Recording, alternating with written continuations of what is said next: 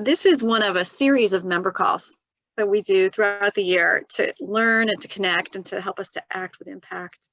If anyone is joining us for the first time, just wave and we'll be nice to you, because that's what we try to do, at least initially. Sissy, thanks for joining us. Alice, Delore, you're not joining us for the first time, you're just saying hi.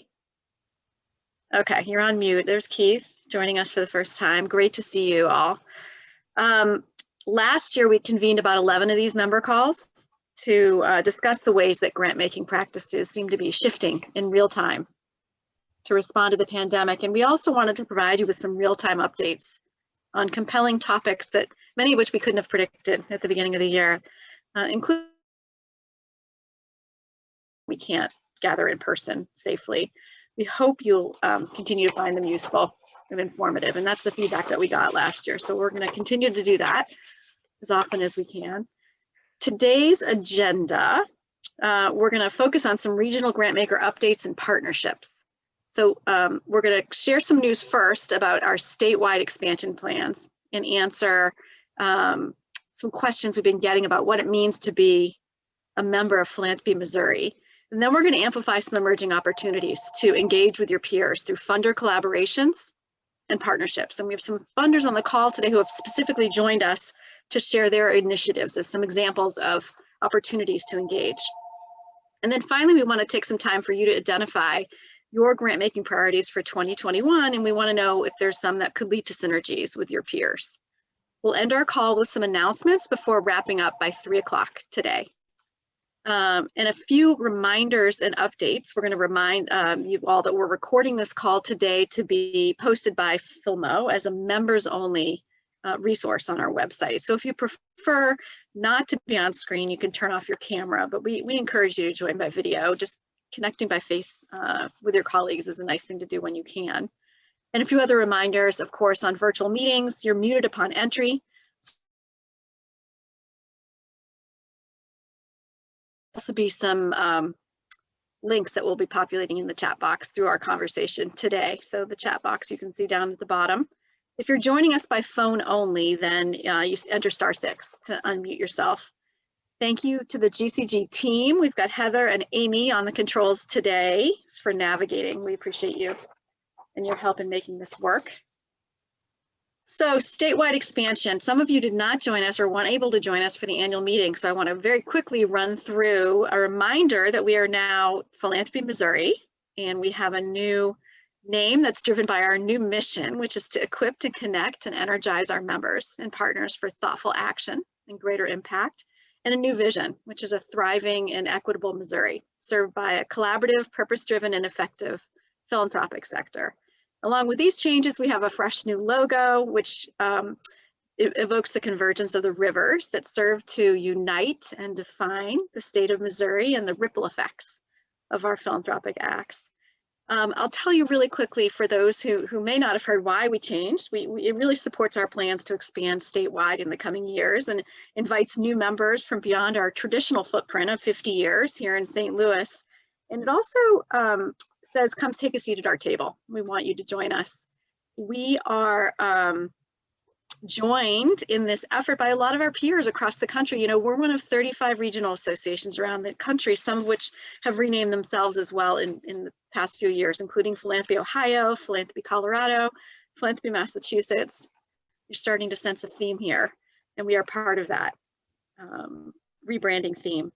We expanded because we knew that after doing strategic planning and assessing that there was a need. There was identified need beyond the region of St. Louis and targeted communities across the state. And we know that will lead to accelerated impact, bringing funders together across the state to engage in learning and action to create new synergies. We know there's a void and express need we heard that from funders around the state, and especially from rural communities, and we're looking forward to building a network there. More peers mean more collaboration and more opportunities to find ways to work together and leverage on similar issues, including equity, immigration, early childhood, environment, health and education, as well as other topics that benefit from a collaborative approach to action. And then finally, sustainability. As we build on 50 years of history, we know that growing our membership base allows us to have an opportunity for a more robust organization. And the question I've gotten from a couple of people is, how will this affect me? How does this affect current members of Philanthropy Missouri? And the answer is, it shouldn't affect you, except it should be better, right? All Gateway Center for Giving members are now officially members of Philanthropy Missouri. And if you're located in the St. Louis region, you won't have any disruption. You can look to us for greater impact and enhanced services and more opportunities to learn and connect with deeper value. And then the expansion's happening now. People have said, well, when will it happen and why? And the answer is that we announced the rebrand and the expansion on January 29th at our annual meeting, where we celebrated 50 years of service. And we just want to say, the new branded tools and materials and our social media presence and other enhanced features will be rolled out over the course of the year. So you can look forward to that. We are starting our expansion by piloting, incorporating a new team member, Amy Westcott, who is on the call. She will be working in Southwest Missouri. She's based in Branson.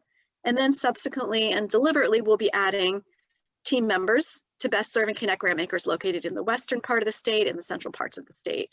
TBD, but thanks for your patience. As you see us make this transition in terms of our branded materials and our website and training for our growing team. And now we are on to some news about some pending funder collaborations. We have a couple folks teed up to speak today, and then I'm hoping there'll be others who will jump in. As you know, last year we updated the Regional Collaborations Directory, which documents 45 funder collaborations in the St. Louis region. Thank you to the Sci Foundation for suggesting and sponsoring that we do an update. And you can access this tool for free on our website. When we use the word collaboration, some people say that meaning different things. And I want to say, well, I won't go into great detail. There's a great graphic here that was developed by Bridgespan Group, which really is worth noting that there are a lot of different ways to characterize the continuum of collaboration.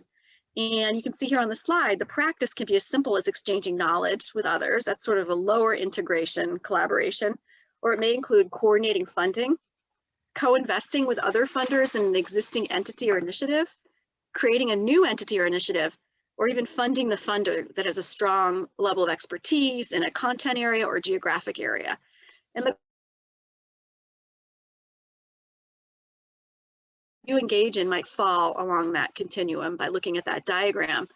Today, we're sharing news about emerging partnerships and collaborations that you might find of interest. And first up, we'll hear from Jane Callahan, who's the executive director of the J.F. Rob Lee Foundation. She's going to share some details about a funder partnership with Generate Health that she and several other members of Philanthropy Missouri are engaged in. So Jane, can you share those details about? Thanks, Deb. I kind of couldn't take my eyes off of the synchronized swimmers, so I'm a little disappointed that graphic is missing and you have to listen. Put it back. Thanks. That will make me feel better. But, so what I would like to just do a little bit of a overview on is the work that several funders have been doing with Generate Health around their home visiting collaborative work. This follows the year-long, many-year effort that they did in the perinatal behavioral health initiative that was funded by, in large part, by the Mental Health Board and MFH, that really had, a lot of very conscious work and some great results. So what they're trying to accomplish is to bring together all of the home visiting organizations in the region and really strive for collaborative work to eliminate duplication of effort and to coordinate data collection and referrals and modeling that aspiration after a successful initiative in Kansas City. The Children's Trust Fund of Missouri has put some significant money behind this, and a number of the other funders on this call have been part of this collaborative. I'd say it's really more at this stage of kind of a give and take advisory function that we've played. They've wanted input from funders about what their game plan is looking like and how to engage funders as they go along. They've already done a lot of groundwork with the home visiting organizations, and they're continuing to do that. So Barbara from YouthBridge and Elizabeth from the Community Foundation, a couple that have been involved, but many other Philanthropy Missouri members. So if anyone is interested, I'd be more than happy to connect them with Kendra, or you can reach out to Kendra directly, who's the executive director of Generate Health. Thanks, Jane. I do think that's the synchronized swimming coordinating funding approach to collaboration. Appreciate I was hoping. Yeah. Thanks. Appreciate that so much. Okay, so Jane, if you want to put your email in the chat for people who want to tag up with you because they're interested in, when you talk about home visits, you're talking about all the different agencies that manage to do their work and sustain their mission by showing up in homes. So it could be, and it could be parents as teachers, or it could be folks nursing, postnatal or prenatal. It could be other interventions. Thanks for that clarification, Deb. It is, I meant to say it is specifically preschool, prenatal, right after birth and up in those early years. So it's really meant before kids come to kindergarten. So for those, birth outcomes, the healthy mom, healthy baby outcomes, a lot of outcomes around prevention of abuse and neglect, school readiness, parent engagement, all those sort of amazing outcomes that different home visiting organizations have. So it might be a nurse, it might be a trained parent educator. And the thing about this that's pretty cool is it's coming serendipitously along with an initiative that's at the state level where they're trying to centralize all these home visiting programs in one statewide office in DESE. So I don't know that they planned it that way, but it's actually a really nice coming together of what's going on at the state and what Kendra's trying to do here. That's great. And you and Barbara wrote a blog post last year about better outcomes for Black moms and Black babies, and this relates back to that work as well. If people want to read about that, they can on our website. Great. Okay, thank you very much, Jane and Barbara and others. Okay, next up, I think this is more of a fund-to-funder model on that diagram, is Delori Newsom-Pitts, who's manager of corporate contributions and community initiatives at Ameren. She's also a new GCG, or not so new, GCG board member. She's going to share details about Ameren's work with the Community Foundation of the Ozarks. And we also have Alice Wingo from CFO on the call today as well. And we're going to drop the link in the chat as to that partnership. I think this is a really neat illustration of the power of a statewide network for grant makers and how sharing resources and expertise with each other might be leveraged for increased community impact. So take it away, Delori. Yeah, so it was a great partnership on our behalf. And as I thought about it a little bit more, Deb, it was in partnership, obviously, with the Community Foundation of the Ozarks, but it kind of started with the partnership of the St. Louis Community Foundation. We were approached by our leadership at Ameren to create a fund where our coworkers could make a contribution, along with our board members, could make contributions in response to COVID. And so we were able to do that. With help from the St. Louis Community Foundation, we were able to create a donor advised fund. And so it's a fund where our board of directors and our coworkers made contributions to, but it is advised by coworkers, and those two coworkers being Sarah Kramer and myself, who kind of oversee the distribution of it. What was great about it was that we have a service territory that I think is like around 60-something thousand square miles between Illinois and Missouri. And so for us, we wanted to be able to distribute those funds across our service territory. How could we do that in mass in the time that we needed it to do? You know, we didn't have a whole lot of time for this to kind of carry over for years. We wanted it to do it within this year. And so shout out to Sarah Kramer, who spearheaded this whole project. I was kind of her Robin. So she was like Batman. And we worked internally with some folks, legal, and with the St. Louis Community Foundation's legal team, just to make sure that we were staying within our lane and supporting the right things. What was great, Deb, is that, as you know, we were able to reach out to you because we had some interest in the Community Foundation of the Ozarks, and you were able to connect me with Brian Fogel and make that introduction. And so from there, they became one of the selected organizations. And I believe we selected 8 across Missouri and Illinois. I think the number it leaves me sometimes now. But the Community Foundation of the Ozarks, we were able to award them $111,000. And of that $111,000, they were able to parse off about $48,000 and provide that to the lake, which from Ameren's history, we are really instrumental in the development of the Lake of the Ozarks. So it was very important for us to be able to support that foundation as well. But through the Community Foundation of the Ozarks and their affiliates, they were able to fund about 23 nonprofit organizations on things that we would have not been able to maybe even see and touch just solely ourselves. So they were very, very helpful in that. My conversation with Brian Fogel was extremely helpful when he talked about the need. And when he really had a pulse on, and the Community Foundation of the Ozarks had a pulse on who was doing what in the community, who was really being responsive to COVID, who had the programs, and who could get those funds out to the community. And one of the things that I think really stuck with me way back then, which we hear about now as it relates to eviction, assistance and things like that. But way back then, Brian was saying, well, we're putting people in hotels, right?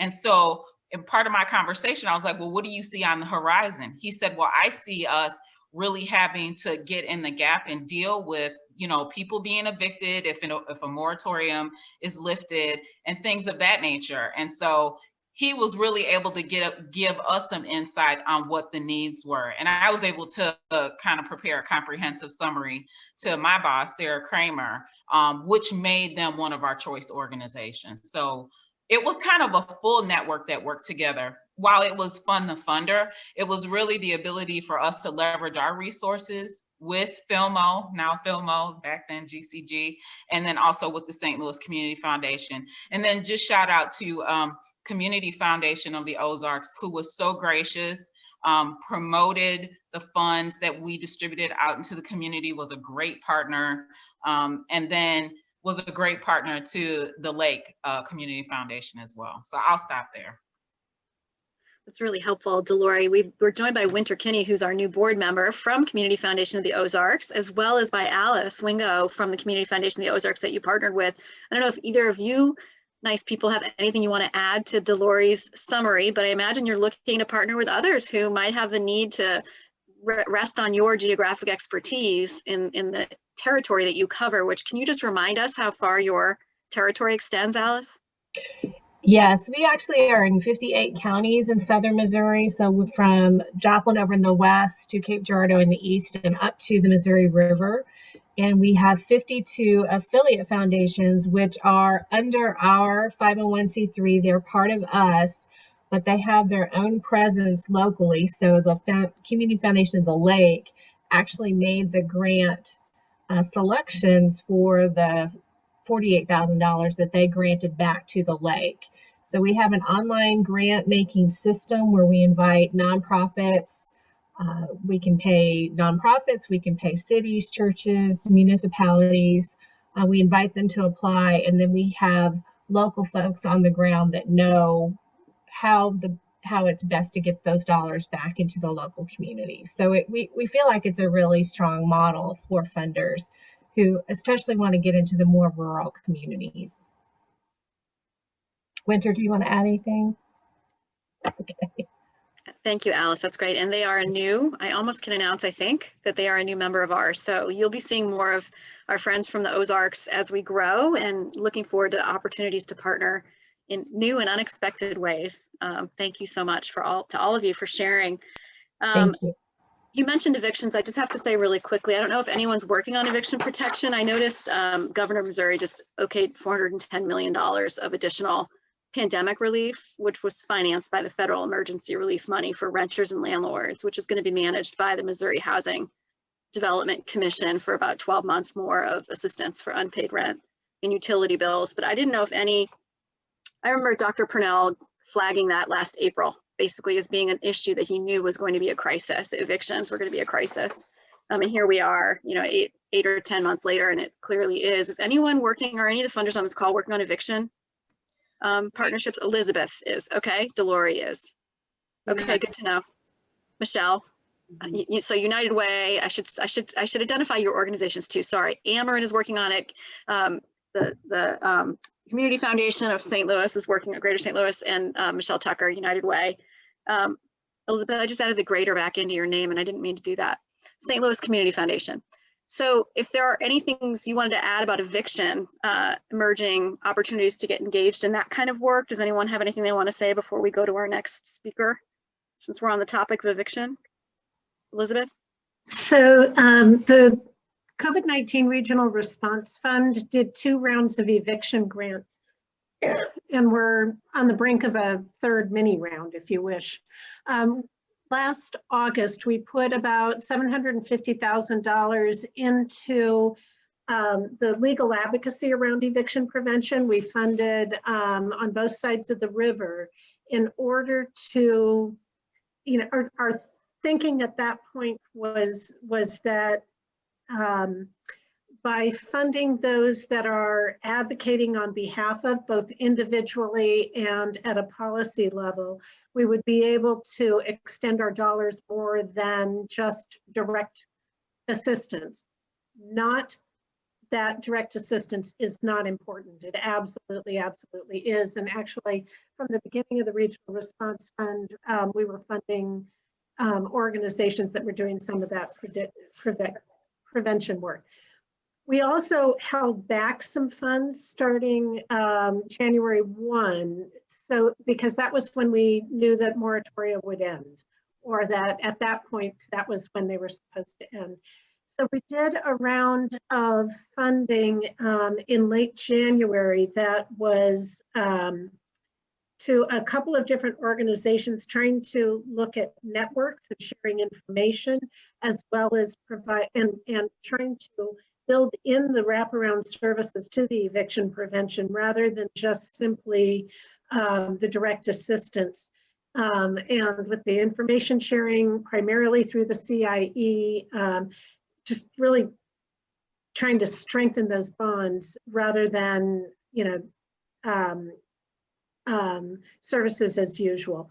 We funded on the Missouri side of the river. We held back some funds for the east side because we didn't see the proposals that we wanted there. And so we're now working with a couple of different organizations to provide some funding on the east side, probably before the end of, it might be early March before we get there, but sometime soon. Okay. Anyone want to add anything to the eviction information in case anyone's interested in engaging that work? Sounds like you can talk to United Way, you can talk to Community Foundation. Okay, good. Okay, next up, and this is more of a co-investment model, which was even a different category on that continuum of collaboration.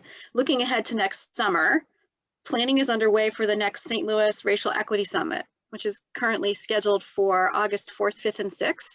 And we have Sharita Hagler here, who's Vice President of Diversity and Inclusion at the United Way of Greater St. Louis. And she's going to talk to us, share some details about their involvement and talk about why they are engaged in this work. Sharita. Yeah, thank you for having me and inviting me to speak on it. The Racial Equity Summit itself is just a wonderful event to participate in. And essentially it's designed to bring together the community and equity practitioners in the St. Louis area to talk about what's going on in our area and really understanding inequities that are in our community, and then how can we move forward to close the equity gaps. And so we had our very first equity summit in October of 2019, and it was well attended. We had over 600 folks to attend, and we had a variety of workshops, and we had keynote speakers, Michelle Norris, who is the founder of the Race Card Project, and also Dedrick Asante Muhammad, who is the Chief Officer of Race, Wealth, and Community for the National Community Investment Coalition. That's a mouthful. Not only were we a part of the planning of this event, but we also had representatives from our organization to provide session opportunities. So Eastside Align, if you're familiar with them, and Ready by 21 talked about their work in the community, which was able to help give people an understanding of best practices in the area and how they can collaborate more around closing the equity gap. As you just mentioned, we're going to have our next one in August. It will be virtual. So we're just wanting to make sure that we stay safe. If there's an opportunity for the city to open up again, we may do some mini sessions in person, but right now we're looking towards just having it virtual. And again, this time we're going to have Edgar Villanueva, who is the Senior VP of Programs and Advocacy for the Schott Foundation for Public Education. And he is also the author of Decolonizing Wealth, Indigenous Wisdom to Heal Divides and Restore Balance. We're going to have Adrienne Mary Brown. She is an author and a women's rights activist. And then Shelley, and I always get her name incorrect, so please forgive me, but Touchlock. She is the author of Witnessing Whiteness. And so we're going to have a lot of great conversation again, hard but necessary conversation around the state of St. Louis and equity, and then how we can close the equity gap. We're still working on the sessions themselves, so more information to come from that, but we do invite you to participate, and more information to come. I will put my email in the chat in case you want to have conversations about how you can get engaged. We have been a sponsor of this event. We will continue to be a sponsor of this event. The other thing that I want to make mention as a part of all of this collaborative work that we did, we created the Racial Equity Dashboard, which some of you all went to the kickoff for that pre-Racial Equity Summit. And so that was a collaborative effort between Forward Through Ferguson, the City of St. Louis, UMSO's Community Innovation and Action Center, and the St. Louis Regional Chamber. So more work is needed in this space. We want more partnerships in this space, so we look forward to your participating. Do you have any questions for me? Any Equity Summit questions for Sharita? Thank you for sharing that with us. I'm sure we'll be speaking about it again as the dates approach. We'll be amplifying that information. We were actively engaged in that last time around, and we will be again this time. As an aside, we're thinking Philanthropy Missouri is thinking about launching a book club this spring to have funders read and reflect on a book that was written by Edgar Villanueva, which is a critique of the sector. So it's kind of hard to read, but I think it would we would benefit maybe by doing it as a group. So in advance of the event. So if stay tuned on more of that information from us, but if anyone wants to lead a book club, let me know and we will designate you as our leader. But we'd love to provide that opportunity for members to read that in preparation for his remarks in August. So stay tuned for more on that. Okay. And we should have registration up by May. So we'll keep you all engaged in that as well. Good, good. We have one more funder that wanted to ask, I know, a question about a collaborative issue, and then I want to get to the calls in the chat. I mean, the questions in the chat. Rebecca Miller from Lutheran, you were going to ask about vaccine-related philanthropy. Yes, thanks, Deb. Can you hear me all right? Yep. Great. So yeah, we Lutheran Foundation right now is just, some of you may have already have an email from me, and if that's the case, I go ahead and apologize. But we've been gathering data on and information on how local funders are responding to the COVID-19 vaccine. We know some are engaged more on emergency funding and things like that, but if you're a funder that is looking to fund education, outreach, or health navigation, we're just trying to gather some information. See your hand, Elizabeth. I'll reach out to you after the call. If you don't mind sending me a quick email, we want to kind of get a sense of what's going on in the sector and be mutually beneficial. So thanks. Great. Not just talking about Jolly funding development of vaccines, right? You're talking amplifying and access. It's access to the actual vaccines that you're talking about. Right. So and other funders are kind of along that spectrum, but whether it's access or it's education or your collaborative work around the COVID-19 vaccine. So it's looking at very different depending on who you are and what is important to you. But we just want to kind of gather some information on what's already going on. That's great. And we would love to share that out, Rebecca, once you've been able to pull that information together, because I think that will be of use on an ongoing basis as we roll through the next couple of months, obviously. So let's take a look and see. We've got some questions here. Amy Stringer-Hessel asked, any guesses on what the gap will be between federal eviction funds available and anticipated need? I don't know that anyone has that has that figure, if it will exceed 410 million, but it seems like it would. Winter mentioned that the Community Foundation of the Ozarks is worried about people accessing the fund, having the know-how. And Brian has been talking to Legal Services of Southwest Missouri about this issue. So that's something we want to make sure is that people are aware that that fund for eviction protection is something that people know about, and we'll do our share. We can certainly put the link on our website, but obviously the partners are going to have to amplify and elevate. There is a URL that I can share. It's mohousingresources.com. Okay, Al, I think your question was answered by Elizabeth, and a question to everyone: what is Philmo thinking about equitable vaccine distribution, if anything? What are you guys thinking about that issue around equity? So that's actually, sorry for just leaping in here. That's actually probably where the remaining funds in the COVID-19 Regional Response Fund, and by the way, many, many thanks to the many of you here who helped support the Regional Response Fund. But we've got about $250,000 left, and we are looking at how we can use those funds to help coordinate through both equity and looking at seniors and others who are homebound, which is also an equity issue. It's not, sometimes it's racial equity. It's a both and there sometimes.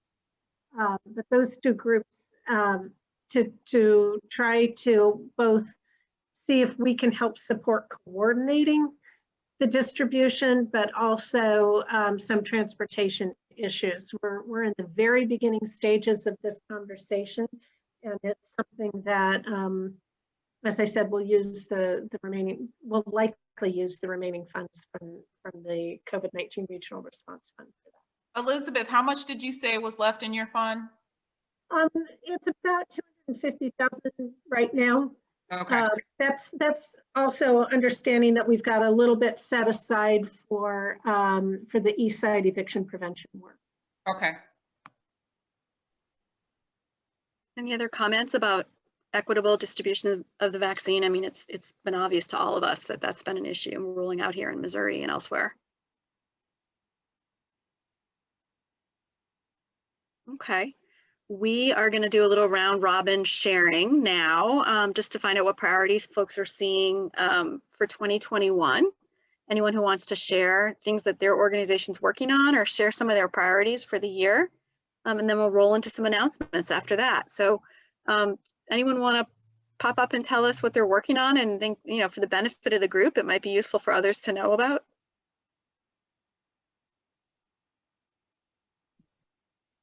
Deb, I'll go. This is Amy. I guess I have to put on my video now. All right.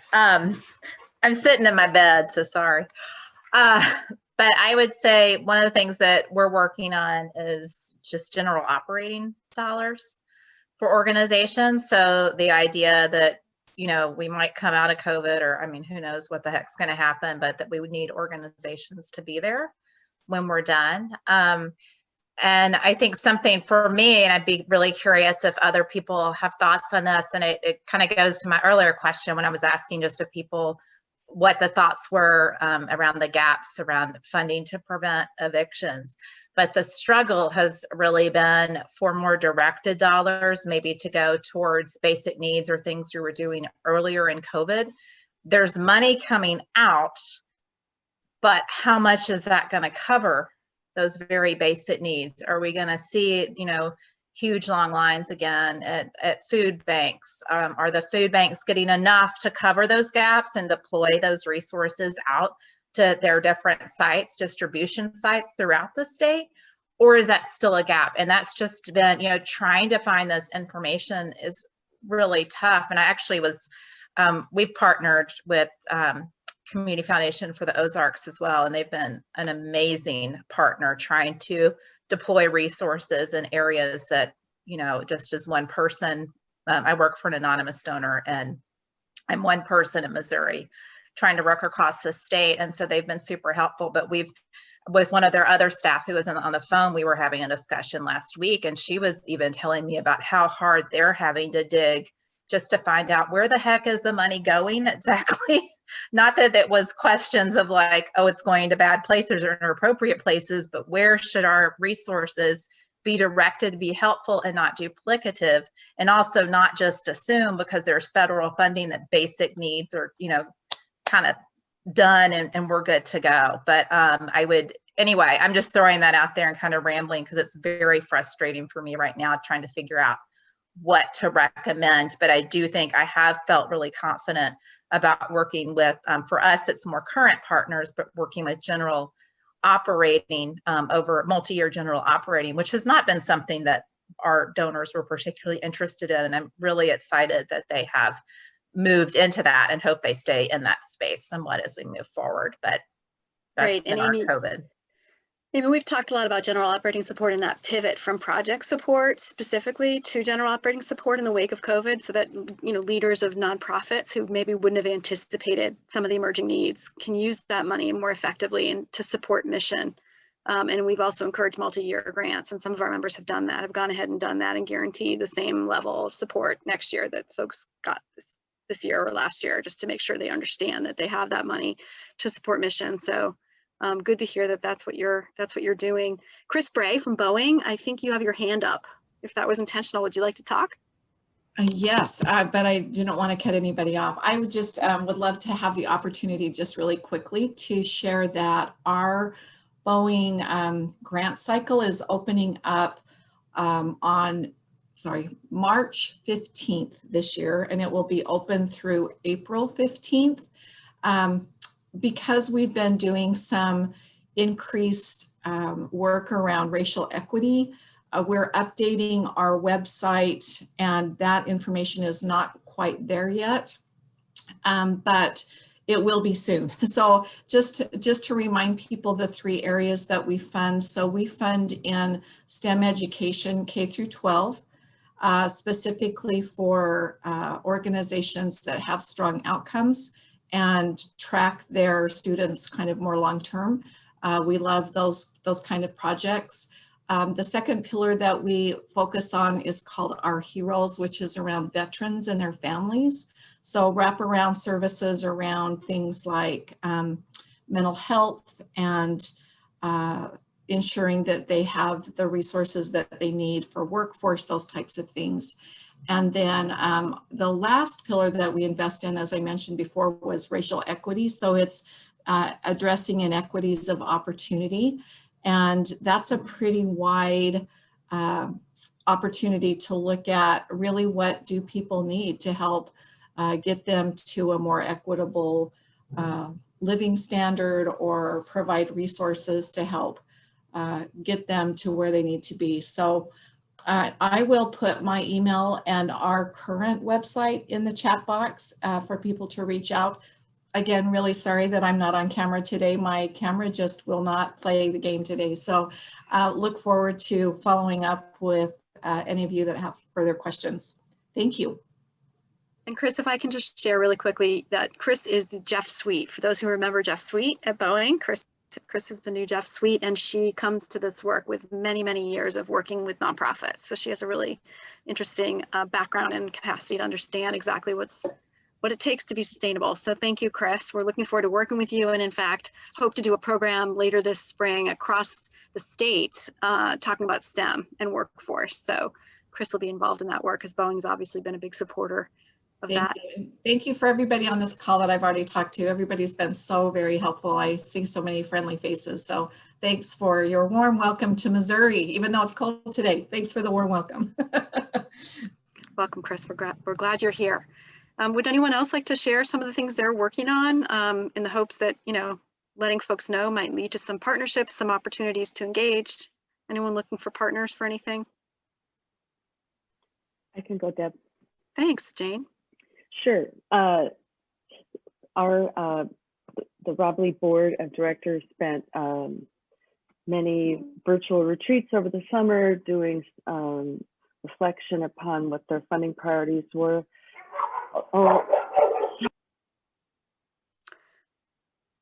Okay, we'll wait till the mailman leaves Jane's house, and then we'll come back to you, Jane. Deb, I'm happy to jump in with some Hi, updates here. Denisha. Great. Hey. Okay, fill in there. By the way, the background your background reminds me of the Obama portrait. Yes, I'm giving life right now. Good.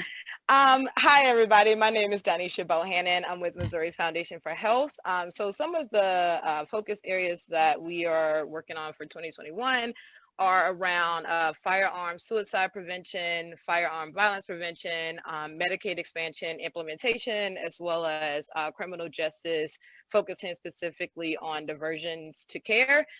We are also still working through our issues-based work, so still doing work around infant mortality, unintended pregnancy, and childhood obesity as well. So just that's sort of the lay of the land for 2021 for us. We are also doing quite a bit of work around vaccine messaging for COVID-19 as well. So that's really at the forefront of our work right now. One of the areas that I wanted to highlight today is our Opportunity Fund. It is relaunching again next week on February 25th, 2021. We're really excited about it. Our Opportunity Fund is really set up to fund projects that help us understand the systems and structures that are allowing health inequities to persist. So we're really looking for game-changing ideas to invest in.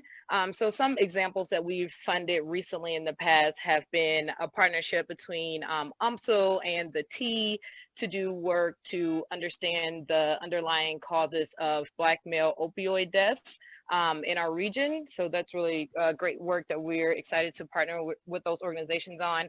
We also just did a grant to MTUG and Planned Parenthood to ensure that the trans population is included in our healthcare system. So this can really be some game-changing work that will have ripple effects for years to come. So those are just two examples of what's coming in through our Opportunity Fund. So for this next round, we are going to focus on 3 specific topics.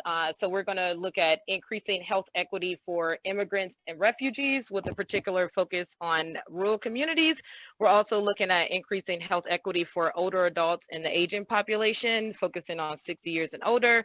And then lastly, we're looking at projects that promote environmental justice to achieve health equity. So again, very equity focused with all of our work, and just wanted to highlight that Opportunity Fund, again, it's opening next week on February 25th, and we're starting with concept papers, very brief 2-page application that will be due March 25th. Happy to chat. I'll put my contact information in the chat. Thank you.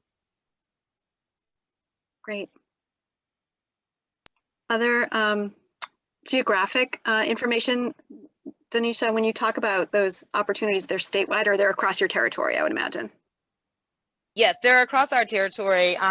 We can also do some work, again, statewide. We always look for partners to help in a lot of that, and we've partnered with lots of folks on this call, as well as with Health Forward Foundation as well in Kansas City to do some statewide work. So we're open to opportunities. I know that a couple of us funders here have been getting together to talk about some environmental opportunities. So Wendy Jaffe, Ryan Stroh with FSM, and then Jeannie Trulas with the Trulas Foundation have really been starting to have those conversations based on a previous field mode call that we had last year. So if anybody is open and interested in learning more about environmental funding, we're happy to have you join our little network here. It's great. So glad to hear it. Yeah, we did a great program last year with Franciscan Sisters of Mary hosted a call on environmental racism in a report that came out last year. So lots happening in that space, which is great to hear. Any others want to share here? We're at about 2:45. Jane, are your dogs quiet? Yeah, sorry Okay. about that, everybody. So this is 2021 is Robley Foundation's 50th anniversary year. So we are putting forward a new funding framework, and the goal is to make it narrower and more upstream. So I just posted it on the website an hour or so ago. So we'll be sharing this with our applicants and grantees over the coming months, and would certainly welcome any questions from my funder peers.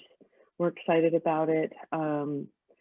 the buckets are some of the same things, but again, narrower. So we're looking forward to that. We're excited.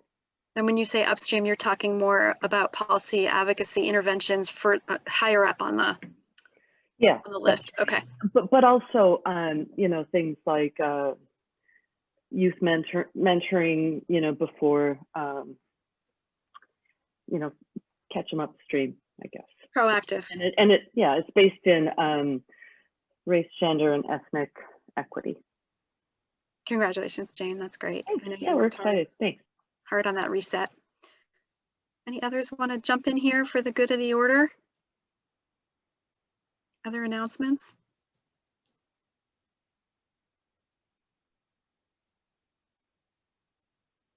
Okay. We have a bunch of upcoming programs I want to make sure that you all know about. There'll also be a survey in the chat box. We hope you'll take a minute to share your input with us when the call's over. So coming attractions, we have some programming planned in the coming weeks that you might want to know about, and you could go ahead and RSVP for these on the website. Amy, you want to tell us a little more about what we're looking at? Yes. Hello, everybody. We have a couple of programs coming up on Wednesday, March 3rd from 2 to 3:15 p.m. We have the Still Separate, Still Unequal briefing. Join us for a discussion of the newly issued Still Separate, Still Unequal Community Accountability and Advocacy Tool from Forward through Ferguson, which examines lingering inequities in St. Louis in terms of the public education system.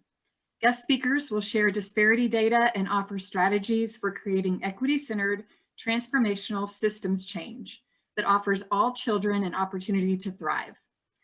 We'll also hear perspectives from a regional grantmaker who has been actively engaged in funding this work. And then on Wednesday, March 10th, from 10 to 11:15, we have the redistricting briefing.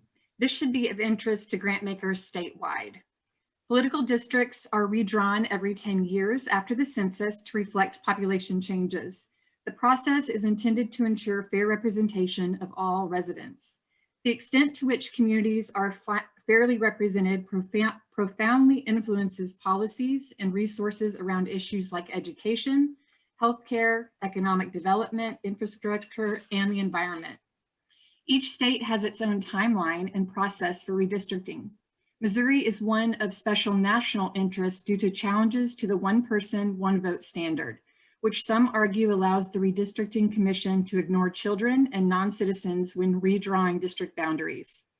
Join us for a panel discussion with national experts and local funders to learn why and how philanthropy is mobilizing to promote fair representation in redistricting. All grant makers are welcome, and this program will be of special interest to funders across the state who have participated in supporting census efforts to reach hard to count communities. Great, thank you so much, Amy. Are there any other questions or announcements from the group?